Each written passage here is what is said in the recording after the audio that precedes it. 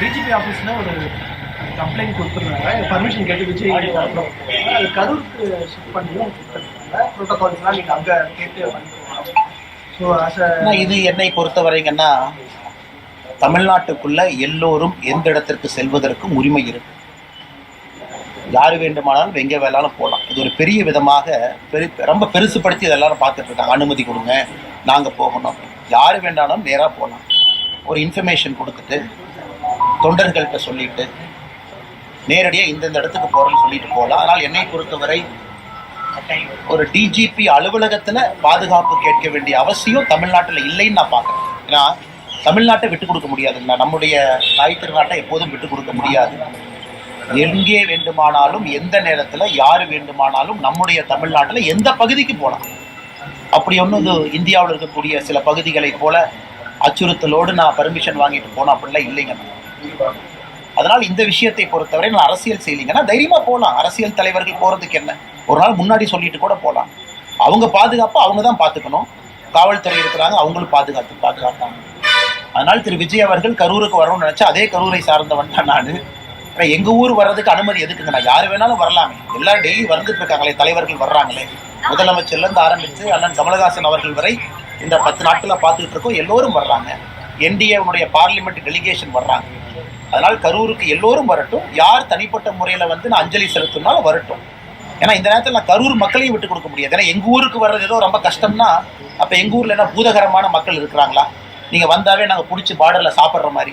அதனால் தயவு செஞ்சு எங்கள் ஊருக்கு வாங்க. யாரை பார்க்க வேண்டும் என்று நினைக்கின்றீர்களோ அந்த மக்களை பாருங்கள். ரொம்ப அன்பானவர்கள்.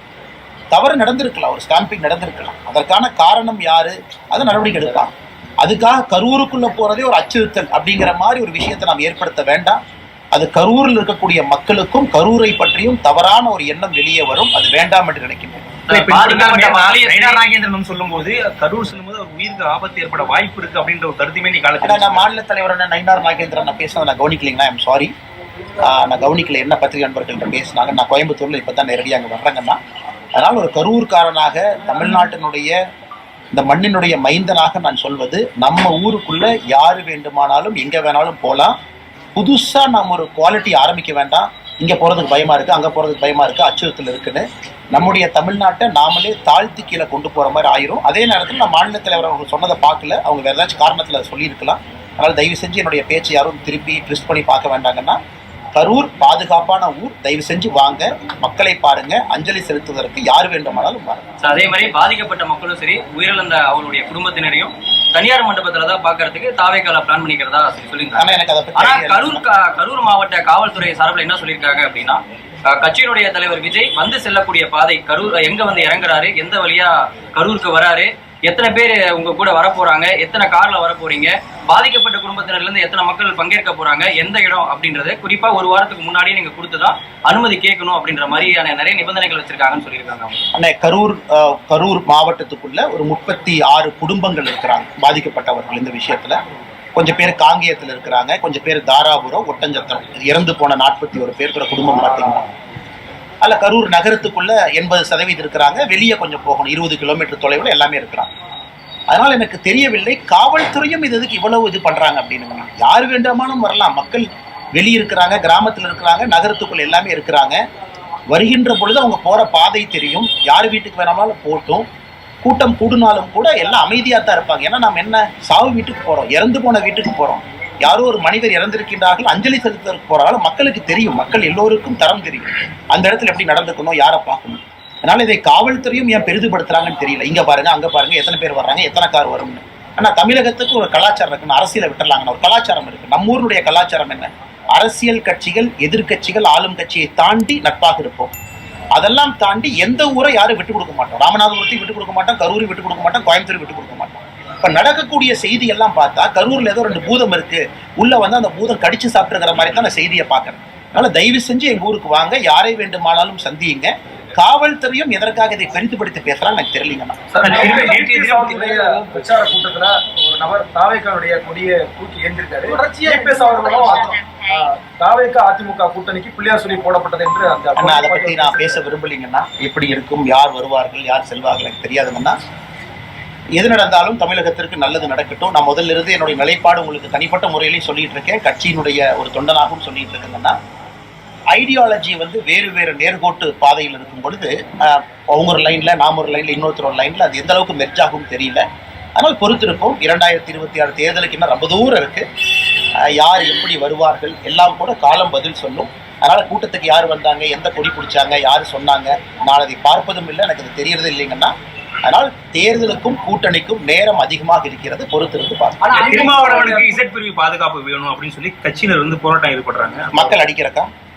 திருமாவளவன் அவர்களுக்கு எதிர் பிரிவு கொடுத்து அதை வச்சு மக்களுக்கு அடிக்கிறக்கா?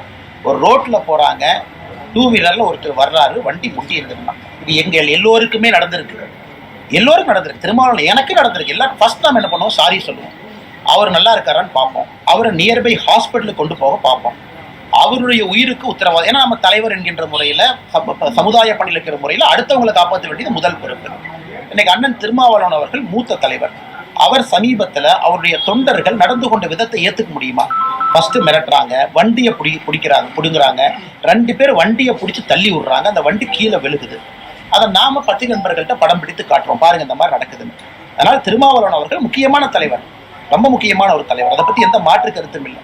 ஆனா ஒரு இடத்துல அவருடைய தொண்டர்கள் எப்படி நடந்து கொள்கின்றார்கள் என்பதற்கும் அண்ணன் திருமாவளவன் தானே பொறுப்பு. ஏன்னா காருக்குள் அவர் உட்கார்ந்துருக்காரு. இதுல ஆச்சரியம், அதிர்ச்சி என்னன்னாங்க, உச்சநீதிமன்றத்தினுடைய சீஃப் ஜஸ்டிஸ் அவரை அட்டாக் பண்ணாங்கிற கூட்டத்துக்கு கண்டிக்க போயிட்டு திரும்ப வந்து இவங்களே ஒருத்தர் அட்டாக் பண்ணா எப்படிங்கன்னா? அதனால் இசட் பிரிவு பாதுகாப்பு, ஒய்சி இதெல்லாம் வந்து மத்திய அரசு, ஆளுகின்ற மாநில அரசு அவங்களுடைய இன்டெலிஜென்ஸ் டீம் எடுக்கிறாங்க, நான் சர்வே டீம் எடுக்கிறாங்க, எடுத்து அவங்க ரிப்போர்ட் பண்றாங்க. அதுக்கு ஒரு கமிட்டி இருக்கு, செக்யூரிட்டி கேட்டகரைசேஷன் கமிட்டின்னு. அதனால் அண்ணன் திருமாவளவன் அவர்கள் அன்னைக்கு நடந்து கொண்ட விதம் முற்றிலும் தவறு. இதை சொன்னா நம்மளே 4 பேர் வந்து திட்டுறான், எப்படி நீங்க அப்படி சொல்லலாம், இப்படி சொல்லலாம். உண்மை தானே சொன்னோம். பப்ளிக்ல நீங்க அடிக்கலாமா, ஒருத்தருடைய வண்டியை உடைக்கலாமா? அது எவ்வளவு பெரிய தவறுங்கண்ணா. இது வரைக்கும் காவல்துறை வந்து அவங்க சார்பில் எந்த ஒரு நடவடிக்கையும் எடுக்கல. திருமாவளவனை பொறுத்த வரைக்கும் எனக்கு புரியல, காவல்துறை நண்பர்கள் ஏன் அவருடைய கட்சி அவர்கள் செய்த தவறுக்கு ஏன் முட்டு கொடுக்குறாங்கன்னு தெரியலீங்கண்ணா. ஸ்ட்ரெயிட் ஃபார்வர்டு தப்பு தொண்டர்கள் மீது. திருமாவளவன் மேல தப்புன்னு நான் சொல்ல, உள்ள இருந்தால் ஒரு கண்ட்ரோல் பண்ணியிருக்கணும். வெளியிருந்த தொண்டர்கள் அடிக்கிறாங்க, வண்டியை உடைக்கிறாங்க, இவ்வளவு பப்ளிக் நியூசன்ஸ் பண்றாங்க, கெட்ட வார்த்தையில திட்டுறாங்க.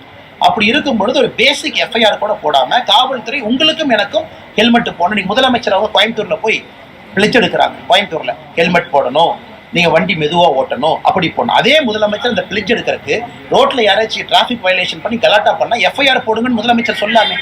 இன்னைக்கு கோயம்புத்தூர்ல எவ்வளவு பேர்த்த சேர்த்து முதலமைச்சர் அவர்கள் டிராபிக் பிளெட்ஜ் எடுக்கிறார், டிராபிக் வயலேஷன் பண்ணாதீங்கன்னு.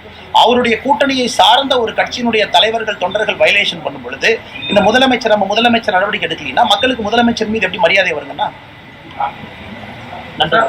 திருமாவளவன் அவர்கள் விஜயை வந்து பாஜக கருவியா பயன்படுத்தி திமுக அவருடைய கூட்டணி கட்சியினுடைய சிறுபான்மை வாக்குகளை பிரிக்கிறதுக்காக பாஜக விஜய் கருவியா. திருமாவளவன் ஏன் பதறாருன்னு தெரியலங்கண்ணா. ஏன் ஆதவர்ஜுன் அவர்களை கட்சியை விட்டு அனுப்பிச்சாங்க? எதற்காக ஆதவர்ஜுனோடு இன்னும் நட்பை பாராட்டி கொண்டிருக்கின்றார்கள்? நீங்களே வெளிப்படையா பாருங்க.